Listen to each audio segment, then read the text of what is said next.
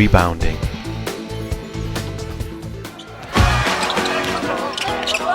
In the game of basketball, rebounding is often a decisive factor in winning the game.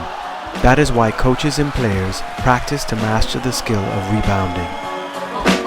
Rebounding is also one of the most dynamic and attractive elements of the game.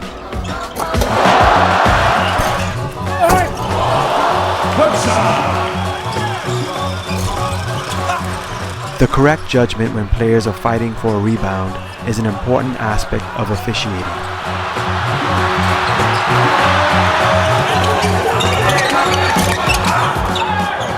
One of the basic duties of officials is to be very vigilant in rebound situations.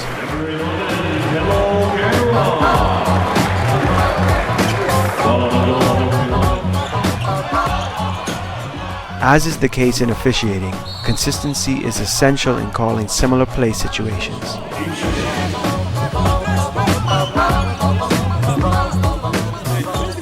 During a rebound, various contact between players occur.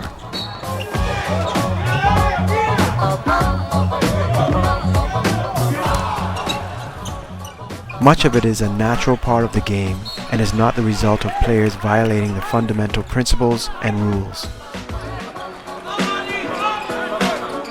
However, there are a number of situations where officials need to react to illegal actions and where the inconsistency in calling or missing fouls is detrimental to the general image of officiating. In rebound situations, it is necessary to control all phases from the preliminary positions of the players and their movement to when the ball is on the basket, as well as contact after the ball is touched or tapped. Firstly, let's watch some common illegal actions from both defensive and offensive players in rebound situations.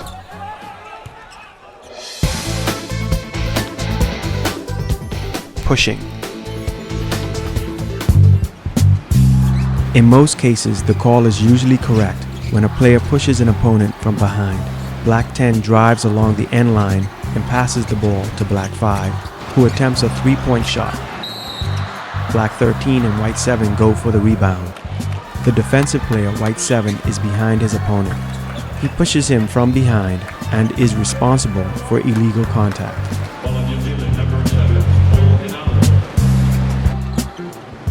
White 9 attempts a three-point shot from the left corner of the court. On the weak side, Black 11 goes for the rebound. He makes contact with White 6 by pushing him. This is an illegal play from behind by Black 11, and he is correctly called for the foul.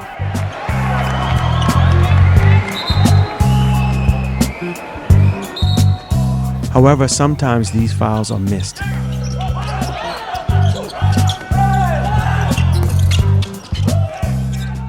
White 7 attempts a three-point shot with White 13 and Blue 4 close to the basket. Blue 4 is facing the offensive player and restricts his movement by extending his arms. Blue 4 pushes the opponent, but the foul is missed. The lead official is primarily responsible for this play. But if his view is blocked, then the center or trail official, or even both, must help the lead when calling the foul. Illegal play with extended arm. When rebounding, one of the players extends his arm. In some cases, it is a form of pushing. In other cases, it is illegally restricting the opponent from moving or jumping.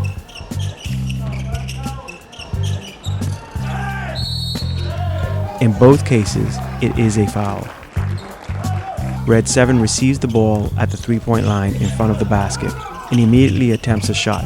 The offensive player, Red 5, extends his arm in the back of White 5, thus limiting his opponent's movement, and then jumps. A correct call from the official is made. Yellow 4 attacks the opponent's basket. Yellow 12 and Blue 4 go for the rebound. Blue 4 is behind the offensive player. He extends his hand and makes contact with the opponent's back, while Yellow 12 is in the air.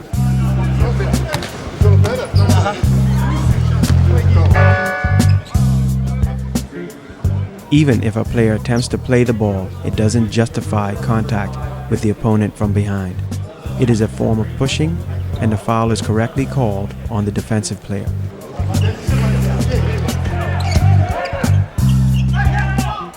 Blue 10 attempts a shot. Blue 12 and white 15 go for the rebound. Blue 12 places his hand on the back of white 15 and interferes with the jump of his opponent. Correct call.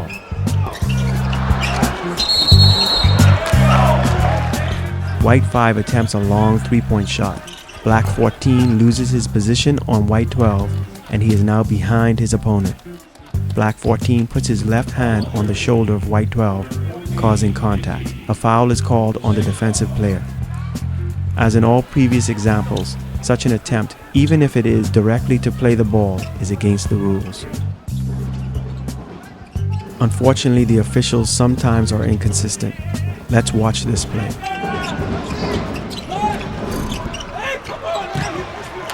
Green 9 attempts a shot for a field goal. Green 6 and white 9 go for the rebound. White 9 puts his hand in the face of his opponent, where contact occurs, and the offensive player grabs the arm of white 9. The officials miss both fouls, but the initial foul of white 9 leads to the start of rough play.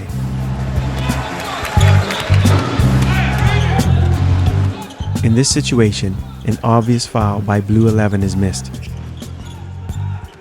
The defensive player extends his hand and makes contact with the opponent while white 14 is in the air.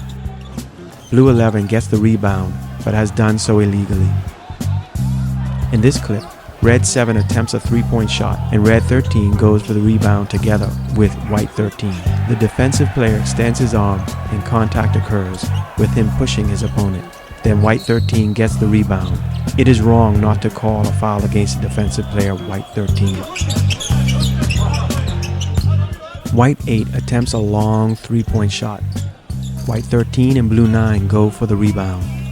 White 13 is in a bad position behind the defensive player, but blue 8 catches and then elbows his opponent in the face, causing personal contact. With no call from the lead official, it is very good that the trail official called this obvious foul, which could even be called as an unsportsmanlike foul. Crossed arms holding. Momentarily holding by crossed arms are one of the most complicated areas in rebounding. Black 14 holds the arms of white 15. In all crossed arm situations, it is very important for the official to react to the initial illegal action. A foul is correctly called on black 14.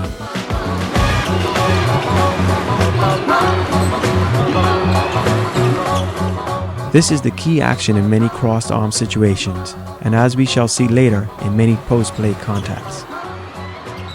The officials need to master the skill of catching the first holding by a player. See it again.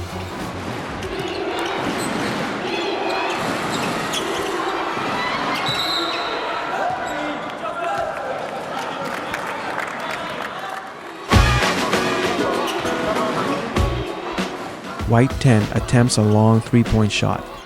Black 14 holds the arms of white 15. Unfortunately, in this crossed arm situation, a foul is not called. Blue 9 receives a ball from blue 5 in the post position.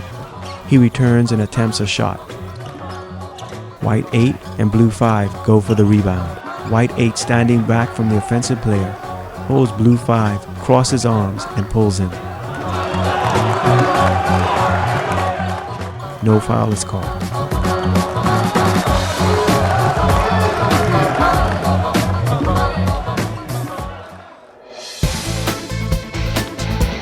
Tapping the ball from the hands of the opponent. We shall now review the phases of rebound situations when players are jumping for the ball and catch it. Sometimes both opponents catch the ball at the same time, and a held ball is called.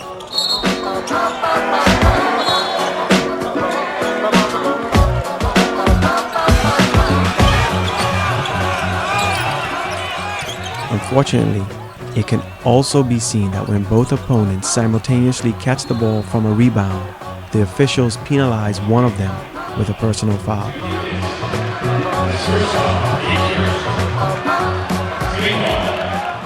In analyzing the rebound play, we shall consider more carefully the situations when one player clearly first catches the ball, an opponent then makes an attempt to tap it from his hands.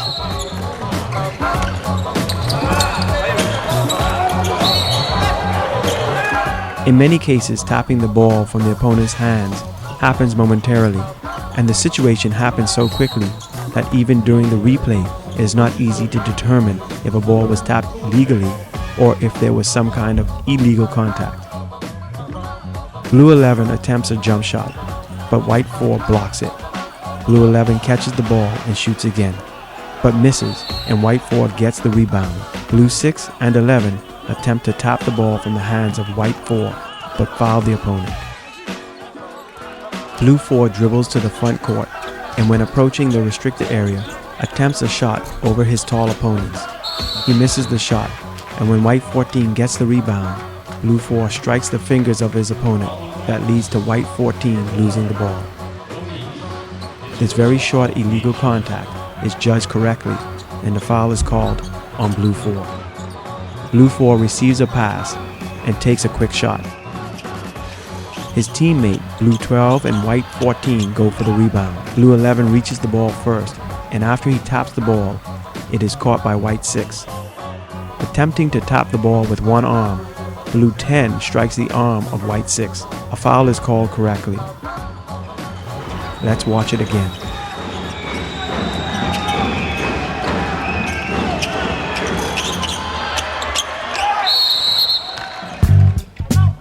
Watch two similar situations from the same game.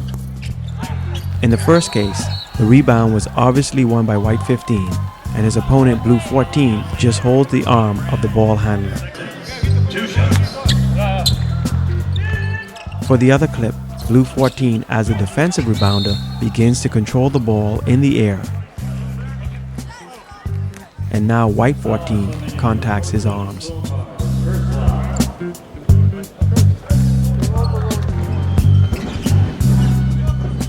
White 13 dribbles inside the restricted area and attempts a shot. With two players fighting for the rebound, Green 12 is the first to catch the ball with both hands, and White 13 extends his arm in the face of the opponent. A foul is called on White 13. White 14 attempts a difficult three-point shot. His teammate White 13 catches the rebound from the ring. Shortly after an offensive player lands on the floor, Blue 13 is trying to tap the ball from the hands of White 13, but misses both opponents' hands and the ball and strikes the face of the opponent. A foul is correctly called on Blue 13.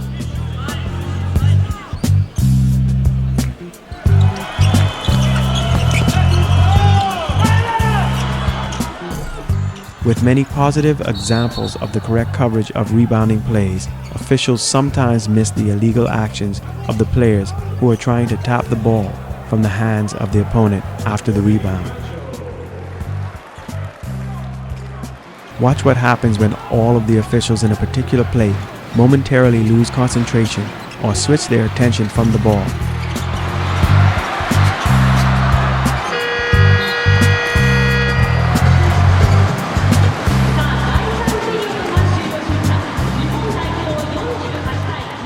Let's see it again. White 6 penetrates into the restricted area and passes the ball to White 4, who attempts a shot. Black 11 clearly catches the rebound, after which White 5 tries to tap the ball out of his hands, but makes contact with Black 11's face. The obvious foul is missed, and the player actually gets injured. The examples that you have seen show the officials need to really concentrate during a rebound situation, and when one of the opponents gets the ball. In this particular play, the action was only stopped because it was the end of the third period of the game.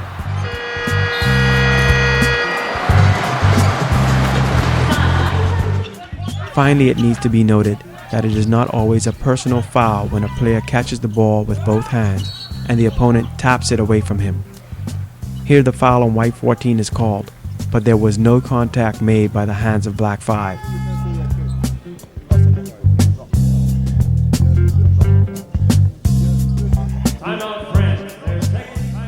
As the body contact is also negligible, The best decision is this play should be no call.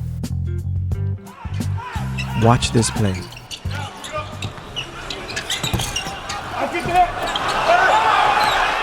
Following a three-point attempt, two players go for the ball.